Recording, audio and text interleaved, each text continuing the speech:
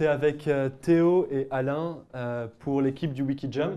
Donc Jam, très rapidement, le rôle du Jam, c'est essayer de faciliter le travail en réseau à travers le partage d'informations et de multiplier le potentiel collaboratif et la coordination entre les gens qui sont intéressés à transformer leur système alimentaire à Montréal. Donc depuis à peu près 1 an, on a mis en place quelques outils de partage d'informations comme un infolettre, une plateforme de collaboration expérimentale que personne n'utilise et un calendrier collectif.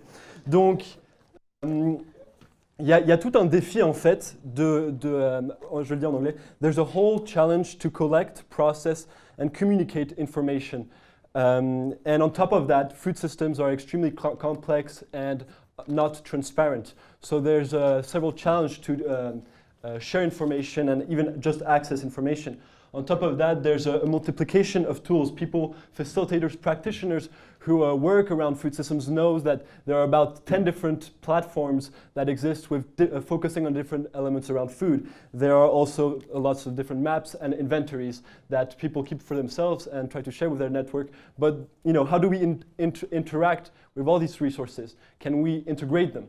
So the hypothesis is to say that open data might help us integrate this information.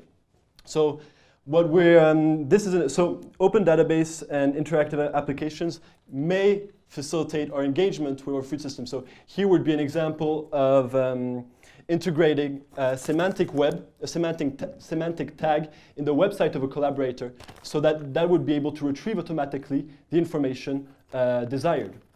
And you wouldn't have to do it manually.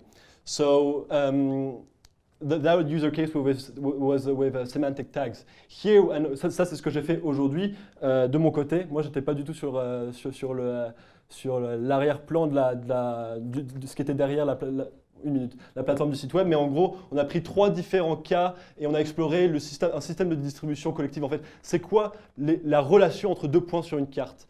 À Moisson Montréal, à Annecy-Cartierville, par exemple, il y a plein d'acteurs qui reçoivent l'alimentation de Moisson Montréal, mais comment on établit cette connexion entre l'entrepôt et ces organismes, avec le Centropole roulant comme la ferme et la relation entre la ferme et l'organisme de Centropole roulant.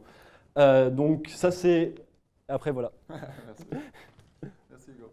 Donc, en fait, ça, c'est notre prototype sur lequel on a travaillé, moi et Alain principalement. Vous voyez ici une des pages. Là, en fait, c'était pas celle-là que je voulais vous présenter, mais c'est pas grave.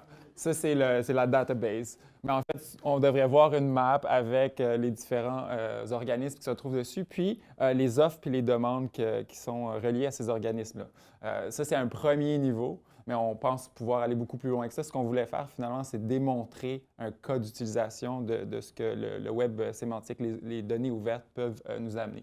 Alors voilà. Merci.